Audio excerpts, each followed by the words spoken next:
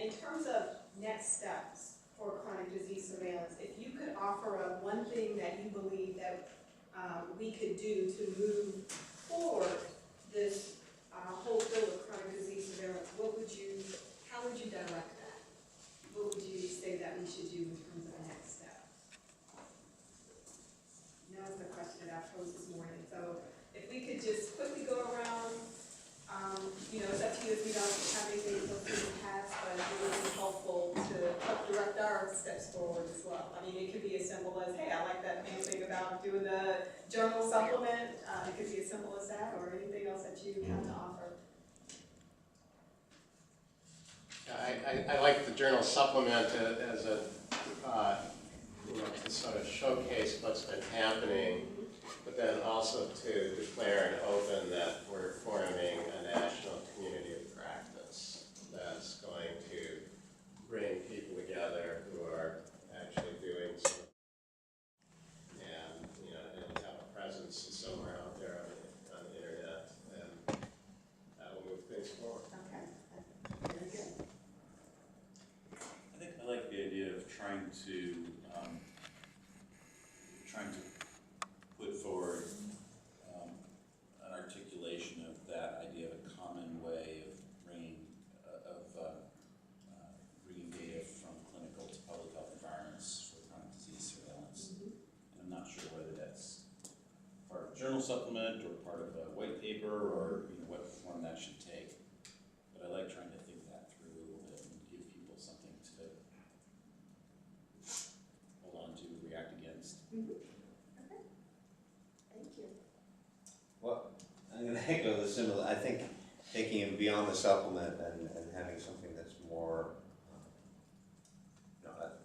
perhaps a list or something more fancier than that, but a way to really bring together a community that's proactively sharing ideas or having the ability to go out and ask, hey Rob, how's that immunization registry working?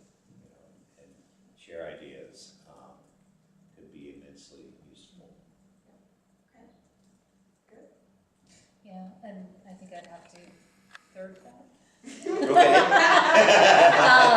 Okay. We've been kind of taking the community of practice idea and moving it a little bit forward, thinking about learning health system concepts and creating learning communities. So it's not just about sharing information kind of informally, but it's more opportunities for shared learning. Yes. So I think that's really what we need in this area. So I like the idea of the journal. I was trying to think how to, you could expose examples like New York City in that journal. And I don't know yet, Bill, that we're at the common way, because there are probably many potential common ways that we haven't gotten through or experienced with. So maybe the journal could summarize the variety of ways until we maybe reach a common way. And then about the journal, I was thinking, I've been advocating the last day or two, talking a lot about these community partners, all the people who want to see the output from whatever these systems are and however we solve getting data or information out of these systems. And it should not only be highlighting the macroscopes of the world, but maybe getting a bit of the view from those different audiences, that they could also be maybe not as in depth, but at least give their perspective on why they want to be an audience to the journal. Yeah. And I'm totally in favor of a community of learning. Yeah.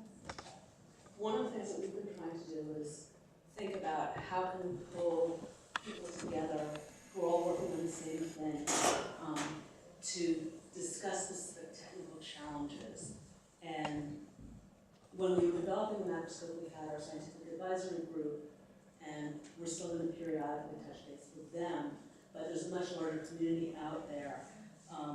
So we do have a listserv attached to our website, so I hope everybody here, well, I think you're going to give me a list of everybody who's here, but we want to make sure that everyone's on that, and that if there are other people that you know who should become part of this community, that you have them send an email to nycmacroscope@health.newyorkcity.gov, so that we can start building this community. We're trying to reach out not only to partners in the United States, but also Canada and some of the Europeans.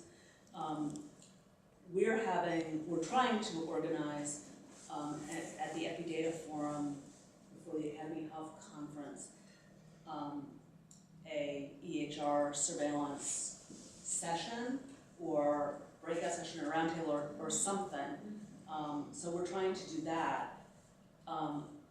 I don't know that in the long run, over time, New York City Health Department is the right vehicle to share that kind of networking thing and do that kind of networking. I don't think that we have necessarily the expertise or equipped to do that, or perhaps PHII could help stimulate that work by someone else. So it sounds like you have already established somewhat of a network. So we're It's a good beginning place to to pull a leverage. network together. We want to build that, but I think in the long run, that work needs to be done by some other body. So I guess that would be my call. So I also like the journal supplement for all the reasons described. The other piece I think that would be really beneficial here is all these other terms like blueprint, roadmap, or strategy to move forward. Because I think we have, and I'll brought this up already, we have a lot of different people doing things that are real similar, but not necessarily all in common yet. And I think we need a strategy to figure out how we can get these groups together and understand where the common pieces of that are and how to look at the different evidence that we're collecting and see what piece of those might be the best, the better way forward. And I don't think we have a strategy really mapped out to look at that. So that's the other piece I would just want to add. I think this far down on the table, I'll go through those strategies. Going at local level, I was actually convinced, I came in thinking that it should be more of a concerted national level, and my team kind of didactically talked me all the way down. It's got to be local level, that's where I think the focus needs to be. As well as bringing value to the providers that are giving us data. They're exhausted with being for use, Affordable Care Act, and then they just got over everything that we asked for in syndromic surveillance and all the issues that came up over the past few years from that. So between the exhaustion and everything else, if we can come in with a true value proposition, I think that would be our best strategy. And I think Rob and I are the only two people covering two different areas from a single jurisdiction. So he has a great handle on the IT pieces, and I think from my perspective, a journal supplement, talk about how we've been able to make this happen in those few communities that are doing the work, because our approach has been very different from New York's. We had to actually deal with that issue of infrastructure and how do we build it, and still for chronic disease, we're thinking about which one of the multiple paths can we take. So in thinking about this and designing a roadmap, I think that it needs to be local. I don't think there's a one-size-fits-all solution, and I think that depending on the particular structure of each community and jurisdiction, we need to have a different approach, as well as the issue of what we're collecting. There are some things that are of particular interest to our community, and we have a much better chance of getting cooperation and collaboration from our clinical partners. If we look at things that are of interest to them, then we can say the community is really interested in this. We do have a lot of fatigue with our partners, and we need to recognize that, and we need to think about it this time when we go out again, because we use our PMI,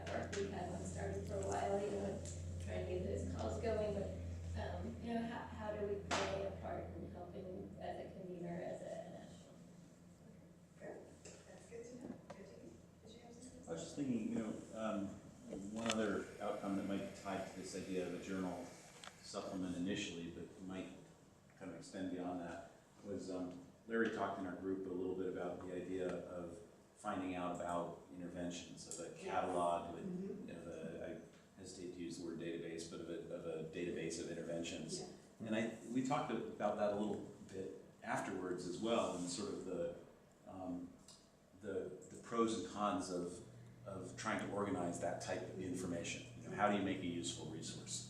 So it occurs to me that the examples that might appear in a journal supplement, rather than sort of focusing on a database first, it might be useful to make sure that we have a kind of a rich set of talking examples, and then to think about the format with which we present information about those interventions, and think then about what forum would be able to serve as a place for people to continue that networking around successful interventions. So something a little bit short of the formality of a database, Right. but something a little beyond, let's toss off a few articles and staple them together and call it done. And you talked about the social piece of that, the social connection piece of that. I think this concept about a learning community can Right. help, bring those intervention learnings together. To add to that, I love the idea of some kind of having people be able to access information about interventions that are going on, successful and not successful. Because I think, to echo Deirdre and Rob's highlights that in the conversations we've had over the last day and a half, it really has to be local to be successful. And it kind of made me think, as these comments were coming out, the sad reality of the community transformation grant funding just went away. So from a policy standpoint, perhaps reminding our legislators that the fundings, however it's named, but funding things that are not necessarily by disease issue, but to help build the infrastructures that's sustainable, is critical. And I think your comment, Bill, reminded me of comments that Rob and Deirdre said yesterday, that there's a lot of information you think you could share, but you don't have the time, and it's not your priority to be able to publish. So a database of interventions is phenomenal, because only the cream of the crop are gonna make it into journals. I think Art had, I think he had a bit more. So I want to understand a little better about this database of information. Are we talking about the community prevention guide as applied in different communities? And then the experience in that community? Is that what we're talking about, the database? Or is the prevention guide the database? I'm not clear what, I want to make the comment that I wish I'd never introduced the term database. Right, I mean, that had to be it. Because the question is sort of how to convey information about interventions, and I think, I'm going to also slide back and let Larry answer this, because I think his phrase was more about the guide as being a how, and what's needed is a little bit more of a catalog or an inventory.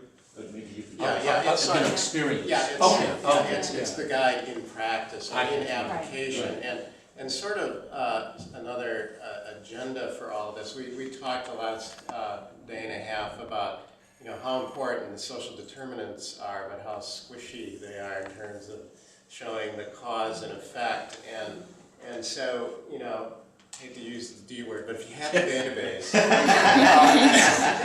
and at these local levels what's going on, and now we're starting to have that overlay at the local level of the electronic health record data, do we begin to create a system where, just maybe we can see the needle beginning to move, and help provide more evidence for. But then also, and this point was just touched on, the fact that public health really doesn't publish, and so how do we get their evidence vetted as a part of this process, so that it's out there, and we know, that there was some fidelity to the practice that was recommended, but in some ways there weren't. But and then what did they learn from it?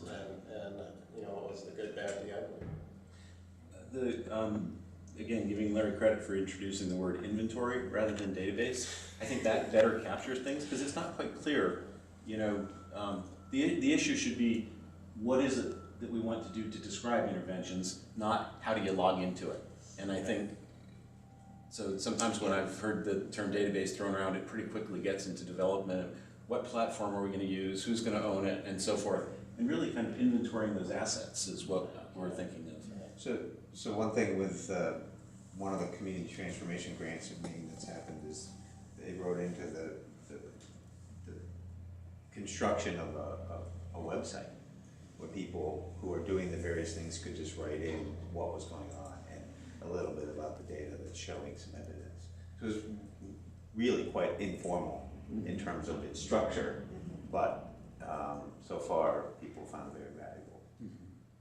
I want to make sure that we catch Tina with that comment. So what Deirdre was saying about having, we have this sort of Cadillac model, and you're putting together what you can get. I think, in this journal article, having several models of how this work is being done, because I think what we want to do is, in this community, we want to advance the work of the people who are out in front, but we also want to bring new jurisdictions into the dialogue, and we probably have more resources than they have.